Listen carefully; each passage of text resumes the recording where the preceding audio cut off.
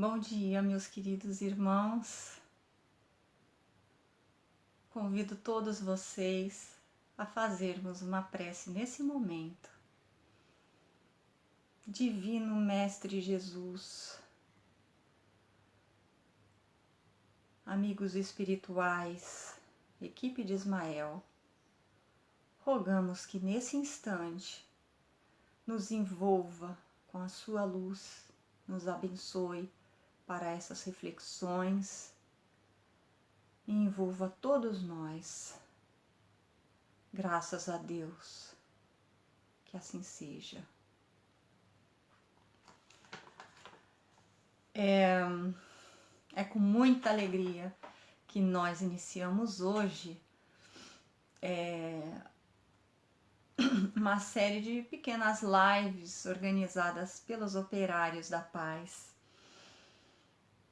Hoje nós vamos fazer uma pequena viagem no tempo pelas encarnações de Emmanuel, que foi o mentor espiritual de Chico Xavier e nos legou obras maravilhosas, cheias de luz, como Fonte Viva, Caminho, Verdade e Vida, Pão Nosso e muitas outras.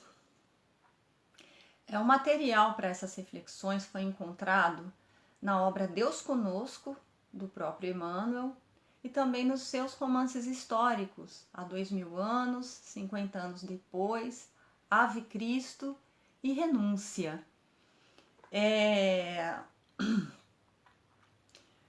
A reencarnação mais conhecida do Emmanuel, mais antiga, data do século IX a.C., onde ele foi um sacerdote no Egito de uma divindade da mitologia egípcia, Amon-Ra. E ele foi também pai da rainha Temíramis, que seria a rainha do Império Babilônico, da Acádia, da Assíria, da Suméria, que é lá naquela região onde hoje é o Kuwait, o Irã, o Iraque e a Síria. Depois, na obra Há 2000 anos, narra duas encarnações de Emmanuel, como Públio Cornélio Lentulus Sura, nascido um século antes de Cristo, e como o bisneto dele, Públio Lentulus.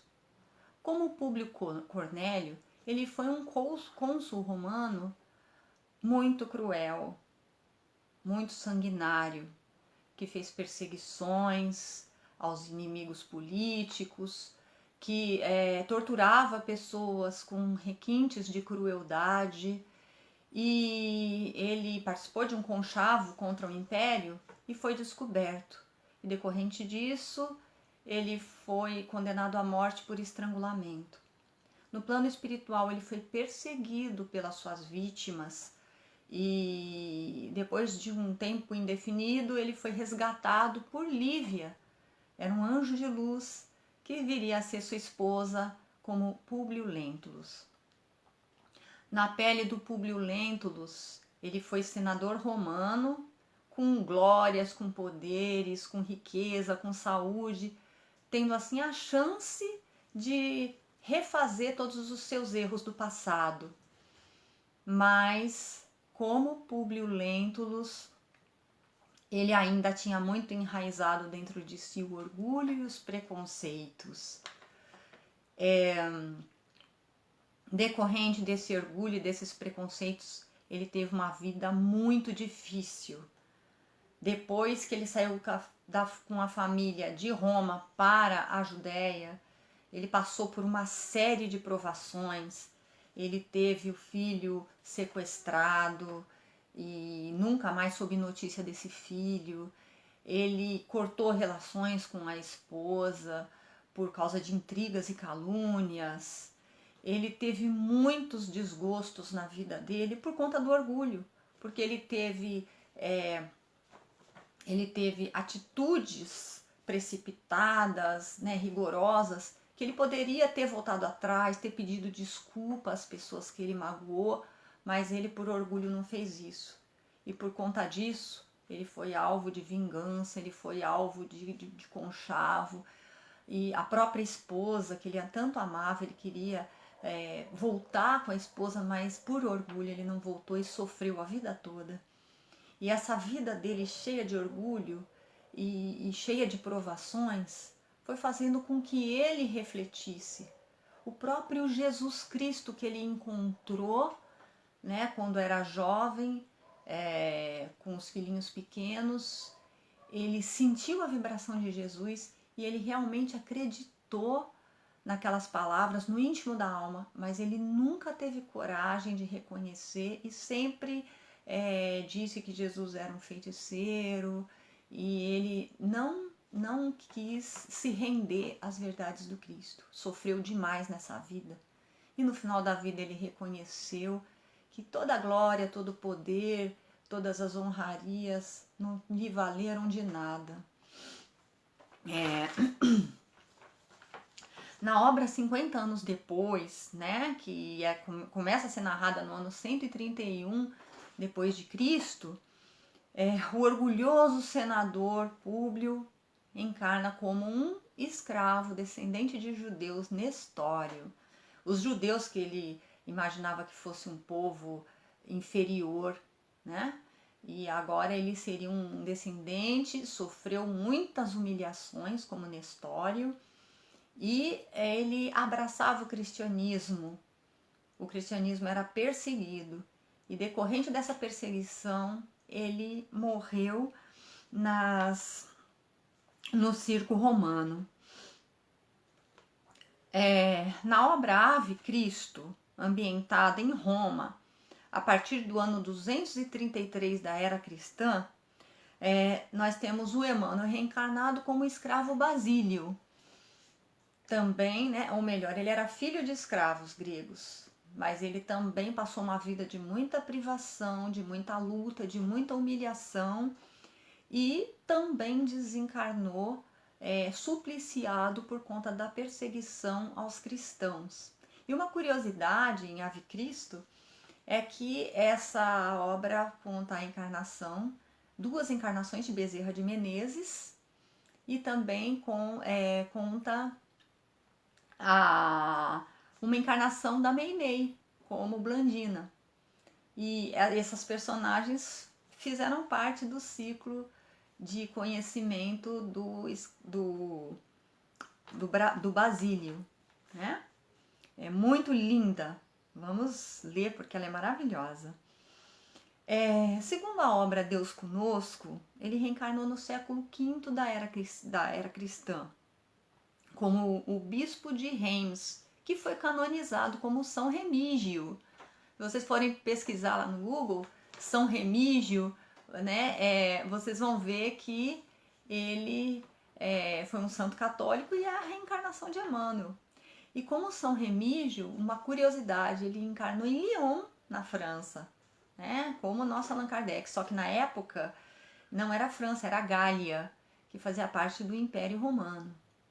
E como o bispo de Reims, ele era extremamente bondoso, caridoso, afetuoso, e essa personalidade permitiu que ele convertesse as pessoas ao cristianismo. Lá na Gália, quase todos eram pagãos. Ele conseguiu converter até o rei da Gália, o Clovis, e toda a corte, e construiu ali muitas igrejas católicas.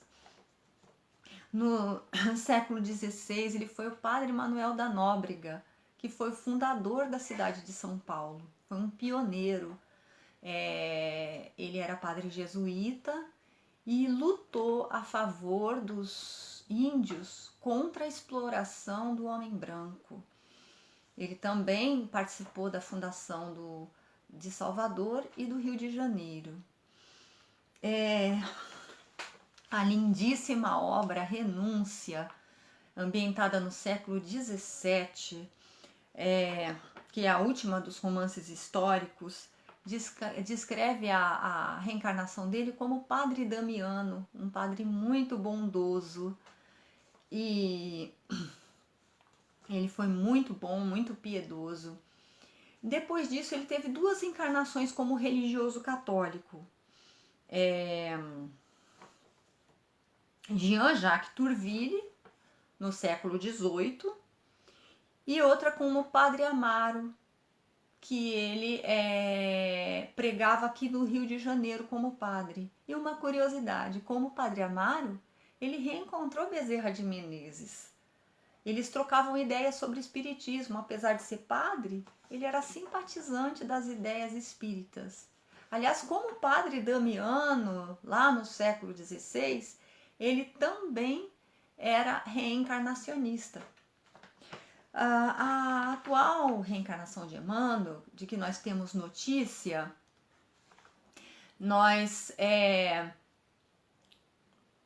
a atual encarnação de Emmanuel, o Chico, há alguns anos atrás, né, quando era ainda encarnado, disse que ele reencarnaria para ser professor. E quando foi em 2000, há testemunhas que dizem que o Chico teve um desdobramento e voltou dizendo que o Emmanuel acabava de reencarnar no estado de São Paulo.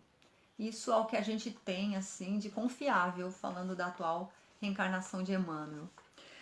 A saga do Emmanuel nos ensina que os valores mundanos são efêmeros, né? E que eles jamais devem ser valorizados mais do que os valores do espírito. Porque todas aquelas glórias, aquele orgulho, de nada valeram ao orgulhoso espírito de Emmanuel, e foram todos destruídos com o tempo. O que valeu foram as conquistas espirituais que ele teve.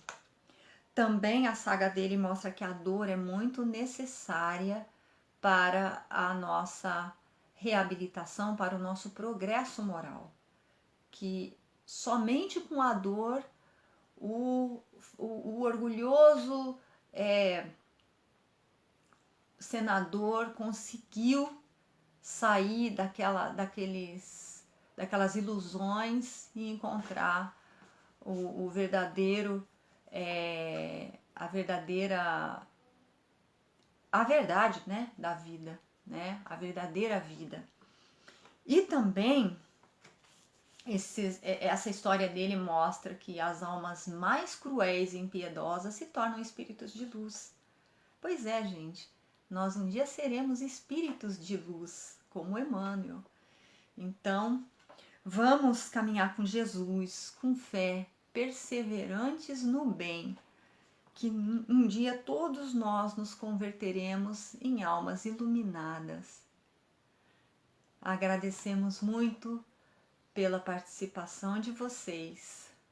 Paz do Cristo a todos.